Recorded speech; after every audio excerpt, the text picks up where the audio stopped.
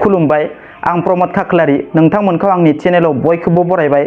दिनै आं नोंथांमोननि थाखाय माखासे गोनांथार रादाब लानानै फैदों। अन्नानै भिडिअखौ जोबजासिम नायलां। गिबि रादाबाव दङ दिनै बड'फानि गोथार जोनोम सानाव बर'फोरनि थाखाय मोनसे गोजोनथाव आरो गोग्गाथाव रादाब। बर'फोरनि गुबुन गुबुन मुवा बेसादफोरा जिअग्राफिकेल इन्डिकेसन एबा GI टेगआव रेजिस्टार जाबाय। बर' दख'ना, बर' इरि सिल्क, बर' जोमग्रा, बर' गामसा, बर' खेरादाफिनि, बर' थरखा, बर' गंगार दुन्दिया, बर' खाम, बर' सेरजा, बर' सिफुं, बर' खारदै, बर' गंगोना, बर' जथा गासै मोन 13 बर'नि गुबुन गुबुन मुवा बेसादफोरा GI टेग मोननो हाबाय। बड'फा उपेन्द्रनाथ ब्रह्म बिथांनि जोनोम सानखौ दिनै आसामनि दाब दाब जिल्लानि गुबुन गुबुन मुलुगसोलोंसालि फरायसालिमा फरायसालिफोराव आसाम सरकारा फरायसा सान 31 मार्च एबा फरायसा सानखौ गुबुन गुबुन हाबाफारिनि गेजेरजों गाजा गोमजायै फालिनो बिथोन होनाय बादिनो आसाम नाङैनो फालिनायखौ नुनो मोन्दों।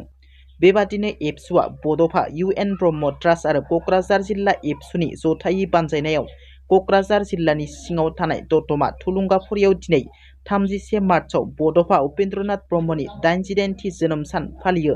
बड'फानि जोनोम सान फालिनाय हाबाफारियाव मिरु एबसुनि आफादगिरि दिपेन बर' बिथाङा बाहागो लानानै खौरांगिरिनि सिगाङाव ओरैबायदि बुङोदि बर' राव हारिमु थामोनथा आरो रैखाथि लोगोसे बर' हारिखौ बुहुमाव गेरेमसा महरै फोथांनानै लाखिनांगौनि थाखाय बड'फाया जोंनो लामा दिन्थिलांबाय।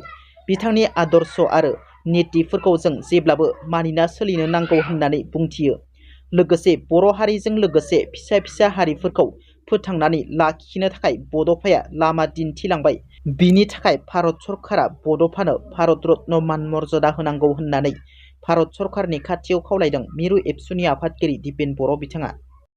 गवालपारा जिल्ला दुधनैनि बाहिदलाव सासे लाइमोननि फेन्दायाव गुलि नाङो। हाग्रा मावथिफोरनि गुलियाव जखम जायो सासे लाइमोना। हाग्रानि मैदेरखौ होनायाव हाग्रा मावथिफोरा गुलि गावनायाव सासे लाइमोननि देहायाव गुलिया नाङो। हाग्रा मावथिनि गावनाय गुलिया जितुराय मुंनि सासे लाइमोननि फेन्दायाव नाङो। जाउनाव लाइमोना जखम जायो।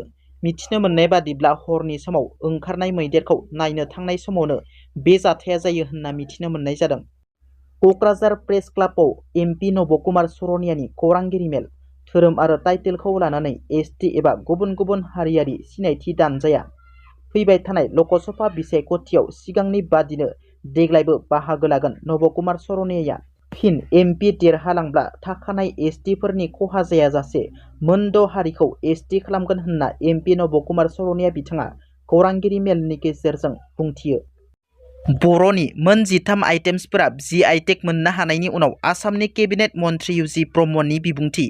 थांनाय 2021 मायथाइयाव BTC काउन्सिलआ मोन 20 बर'फोरनि मुवा बेसादफोरखौ GI टेग नांगौ होनना दाबि खालामदोंमोन। बे मोन 20नि गेजेराव मोन 13आ जाबाय लोगोसेनो मोन 8 दंबावो।